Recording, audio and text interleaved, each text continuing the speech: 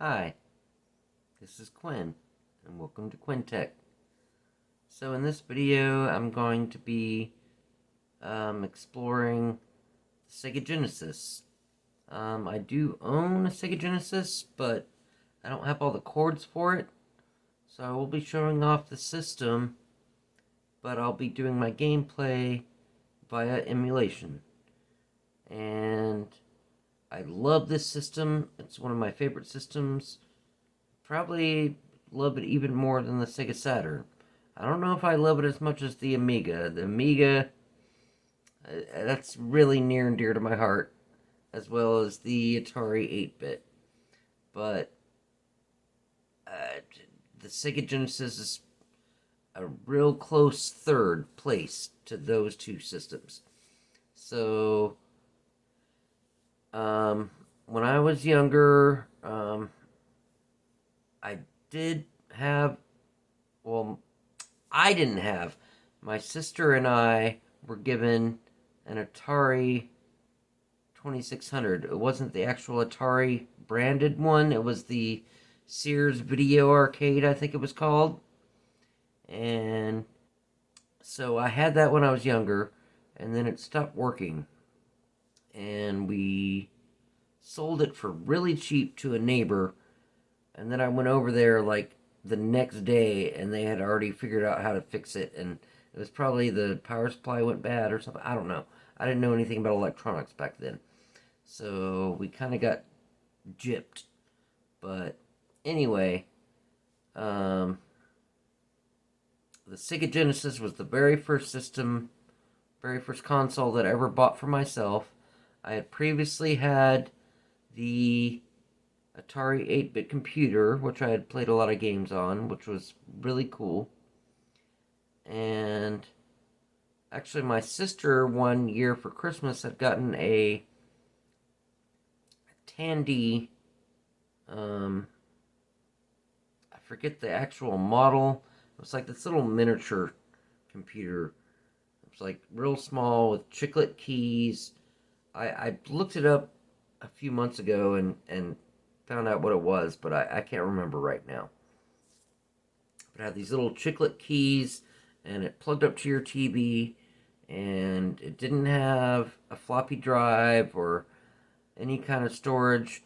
We actually had, we went to Radio Shack, and the clerk there had recommended this cassette deck to us that would work with it, supposedly, but we never got it working. I remember like programming. That was my first time ever programming. Was on this little Tandy. It was like the TRS 80 little mini. I can't remember the exact name of it.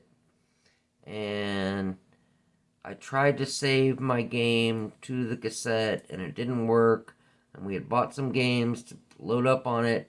Maybe they were for a different model of the TRS 80. Maybe they weren't for that specific little cheap model. That's why it didn't work. I just remember we never got the tape deck to work with it. That's all I remember. But anyway, after that, I had the Atari 800 XL, and I had a couple of floppy drives, and that was my first time getting online with modems onto BBSs. And then that system,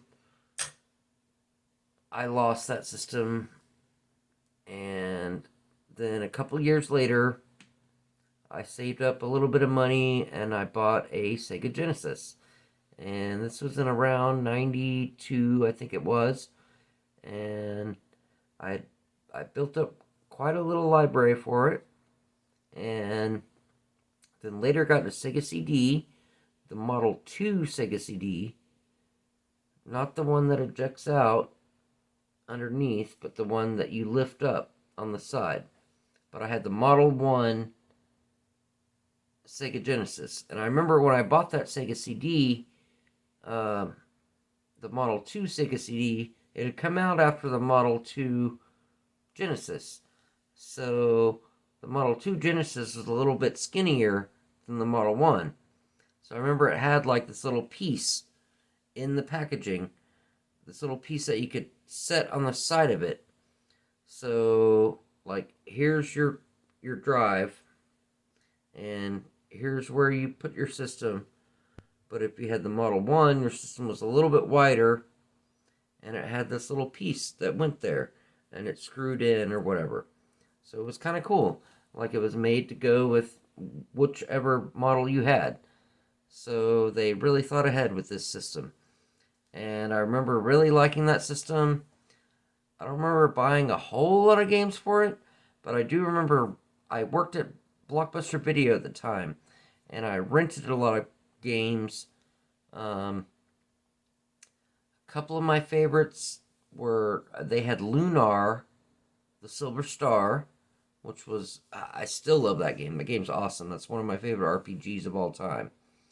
And then on the Genesis, they had Buck Rogers, which I later recently discovered that I guess it was also available on PC. And that game is actually pretty cool.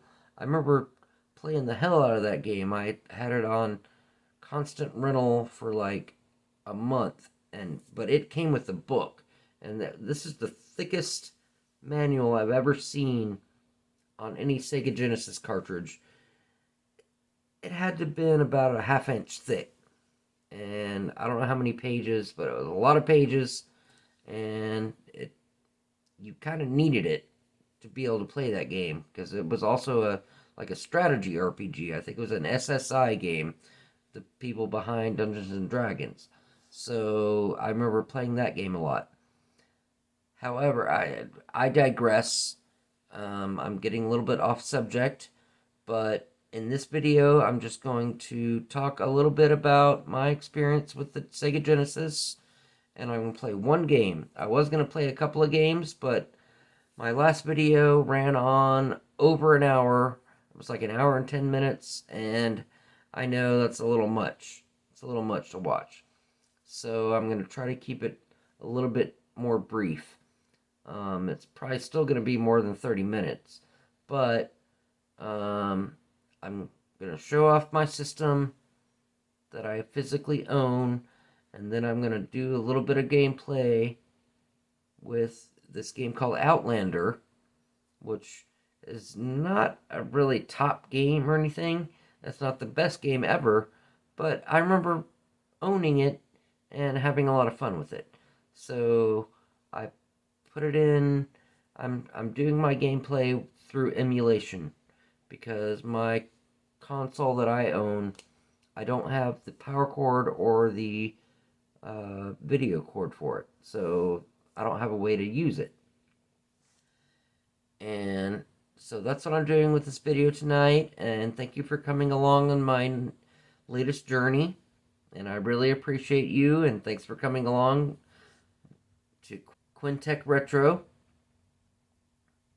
and I hope you enjoy this. Alright, well, without further ado, let's go along with my latest video. So this is the Sega Genesis.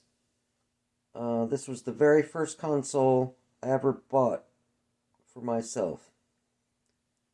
And not this specific model, or even these specific cartridges, but possibly this specific controller I may have had from my very first Sega Genesis that I ever bought. It might have been from the second one I bought later after I sold my first one. In fact, that probably makes more sense. This is probably the controller I had with my Model 1 Sega Genesis. I had one in 1992, I think I bought the first one. And I had built up a little library of cartridges. And then later, I got the Sega Cd. When it first came out, it was rather expensive, but I got it when I was working at Blockbuster Video, and I got an employee discount, and I had saved up some money, and I got a Sega CD, and it was the Model 2 Sega CD that, like, plugged in on the side there. So, and the lid came up like this instead of ejecting out below the system. And then I also got the 32X, and I got the only game I can specifically remember I had for it was Star Wars Arcade, which had just come out at the arcade quite recently before that, and then it was on this home system, the 32X.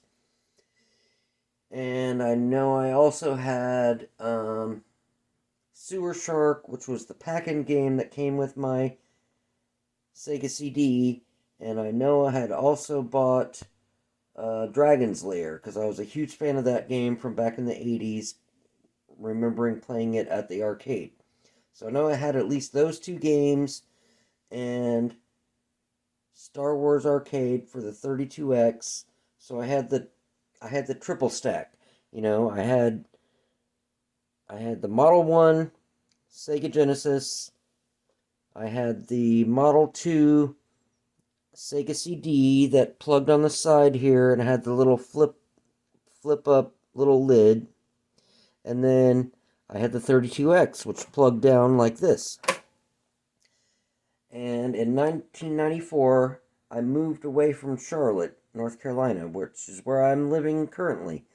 But I was moving away from the city. I needed to raise some funds. And my friend Steve, I sold him my triple stack system. So I think he gave me $100 down. I don't know how much I was asking for it, maybe $150, which I was taking quite a loss on my original purchase price, but that's what you do with used goods.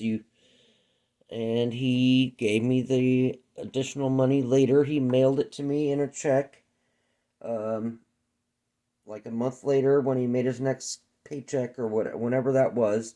So he made good on his promise to pay the full amount that I was asking. So that worked out really great. So I moved to Minneapolis for a summer, and I stayed with my friend Dave, who gave me my first Amiga later. I stayed with him and his family for like a week and a half until I found like a room to rent somewhere in town, and I lived there throughout the summer, and we worked together. And then at the end of the summer, this was in Minneapolis. It gets really cold in the winter. I'm kind of a southern. I'm not a southern boy, but I'm not a cold weather kind of person. So when September came along, he was moving back to Las Cruces, New Mexico, which I had previously lived in, which is where I met him. But I didn't want to go there because it was a small town and it was a college town. He was going back to college, but I wasn't in college, so I went to Albuquerque. I had a couple of friends I knew from Las Cruces that were living in Albuquerque that I had stayed in touch with, and they had a room for rent, so I came and stayed with them.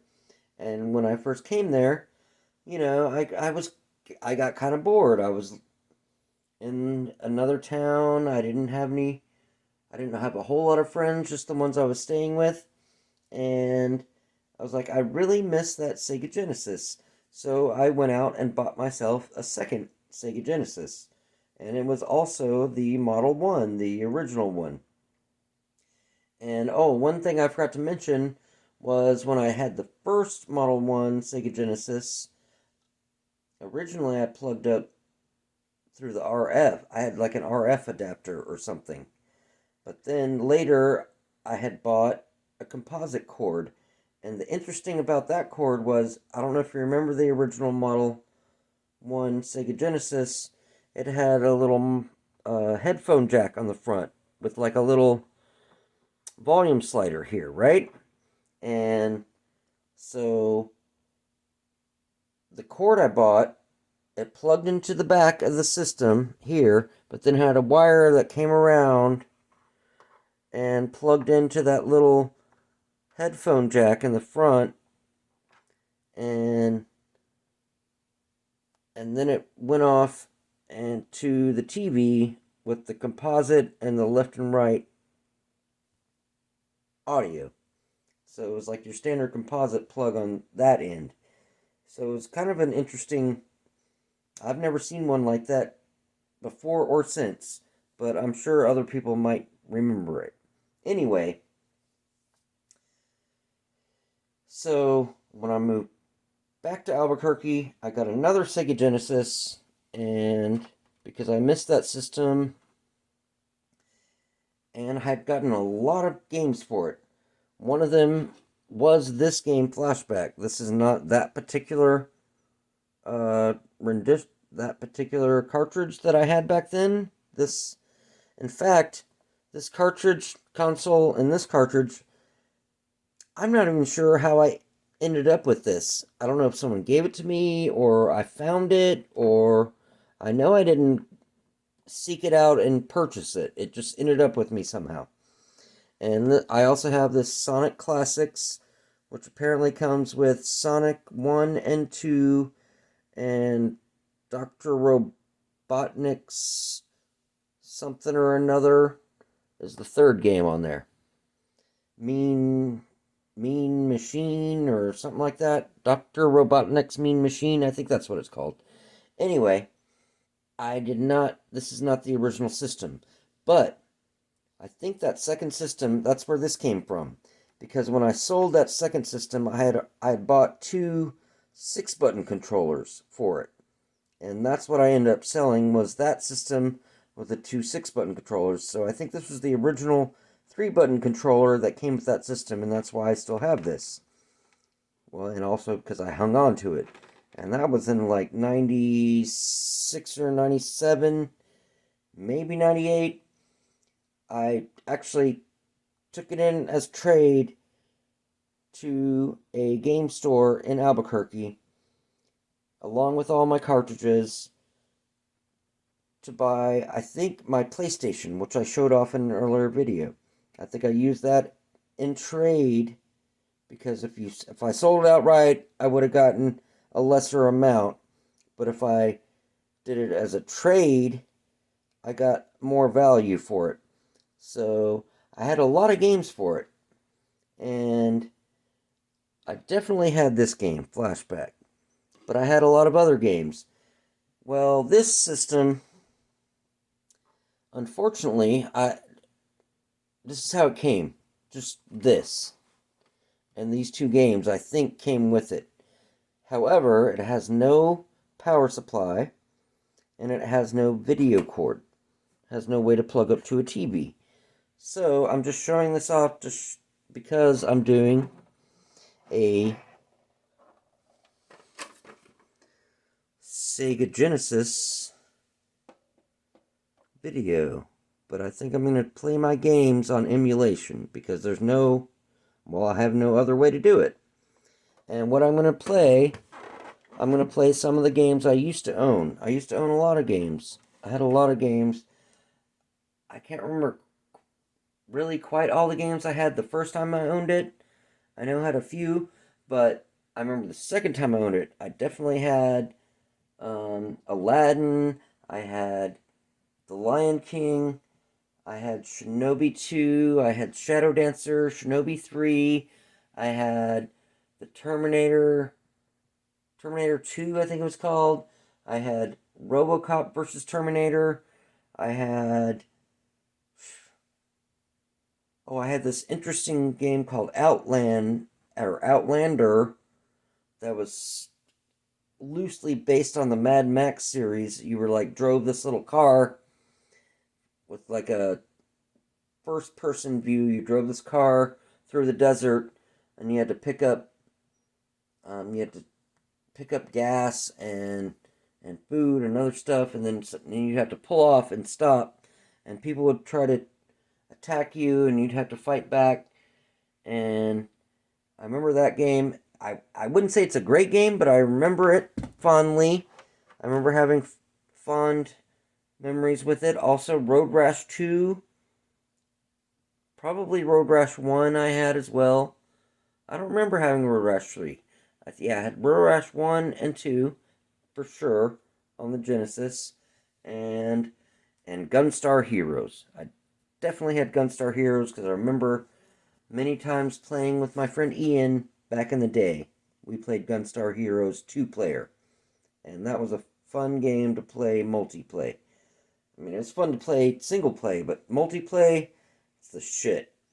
So, anyway, I just wanted to kind of give an overview of my history with this system, and I guess I'll be moving over to some gameplay through emulation.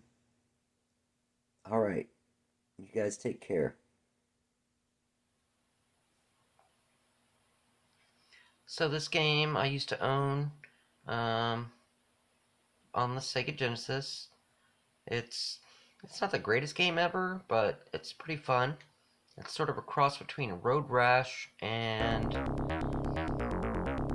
Mad Max. You drive the car. You're driving a car through the desert, and it seems like it's in Australia, like Mad Max was. And all these cyclists are trying to blow you up. They throw like dynamite sticks at you and all this stuff, trying to blow up your car. So the way you play this game is you drive, you get to a certain checkpoint. While you're driving to the checkpoint, you can fire, you can speed up and brake. You speed up with the B button, you brake with the A button, and the C button you fire. So you can fire at the cyclists in front of you that are trying to take you down. And then if a cyclist comes on the side of you, then a little window pops up on the side of you. And when you hit the fire button, you're like when you shoot forward, it's like a machine gun. But when they come on the side, you shoot a shotgun at them. And you can kind of see your shotgun go. So, I'd say it's not the greatest game ever, but it's an interesting concept, and I remember having a lot of fun playing this game, and I just did a little pre-play to get used to it, and it's not bad. It says developed in the UK, so it was developed in the UK, but it sort of takes place in Australia. I don't know. And there's sheep on the side of the road, so let's see.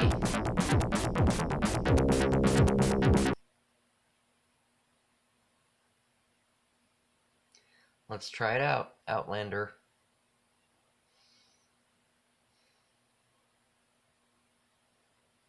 Mindscape.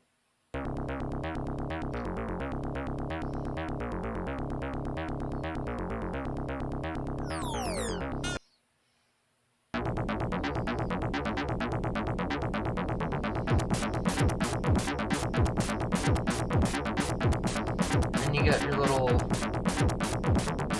and obviously you're driving on the right side of the vehicle, just like you would in the UK, or I think Australia, they try it like that too. And you kind of got to slow down around the corners or you'll crash into stuff.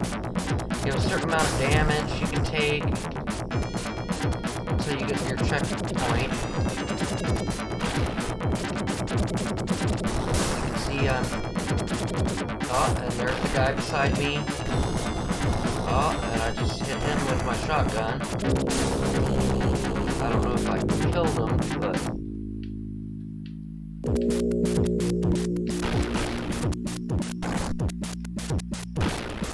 and you can brake hard and let them pass by you. But see how this guy's like dropping those dynamite sticks behind him, trying to take me out.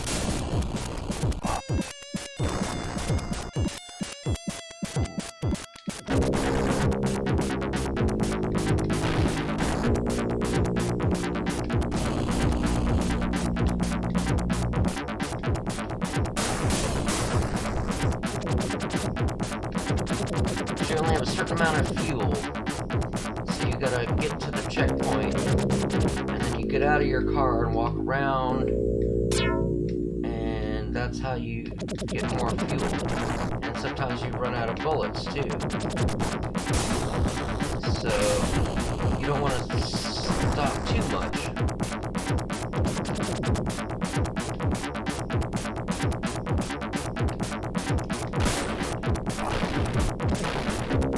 Okay, so we just passed that sign. Did you see the sign there? That means we're approaching the next little town. Or when you get to town, then you hear that noise? That is your turn signal. So I think you have to stop in between the two signs. You stop here, and then you go into this other mode. I'm wearing wrecked wood. My score is 10. Ooh. I have 1400. Wow. I'm not doing so great. So, you can jump, you can shoot, and you can punch. And I discovered by practicing, and you have to kneel down to pick up these, and here's your gas, you gotta kneel down to pick it up. I discovered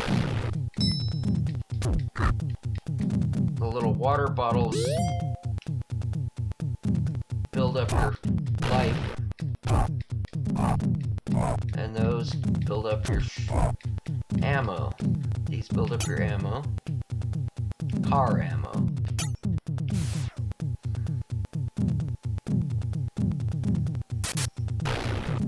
And you can kneel down to dodge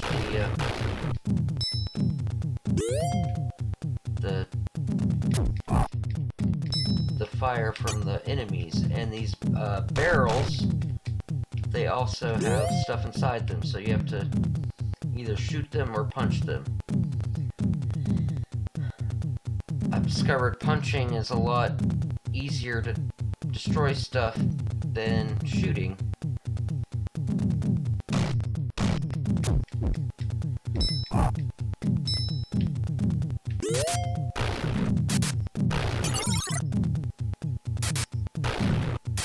Come on. Take that. And these little, that also has. So my fuel isn't quite full, but I have one. It's almost full, so let me get to my car. So then you go on to your next little driving.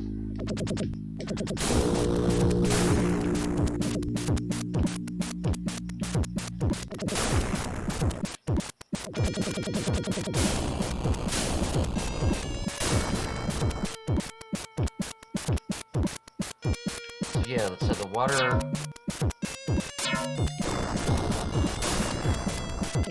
And the little side missions, the water increases your life, and ammo fills up your car ammo, and then the fuel fills up your car fuel, obviously.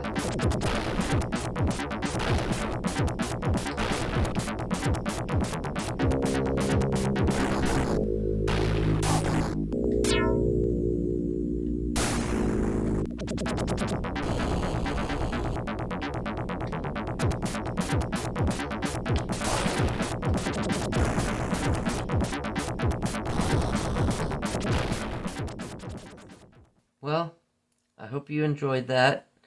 I know it might be a little tedious, but I hope you enjoyed following along with me while I played this game for a few minutes. I actually cut it off short because I remember my last video ran on a little bit too long, so I'm trying to keep it a little bit more brief. But I hope you guys enjoyed the video, and thanks for coming along on this journey. And I hope you come back for my next project. And you have a great night, and take care. Thank you.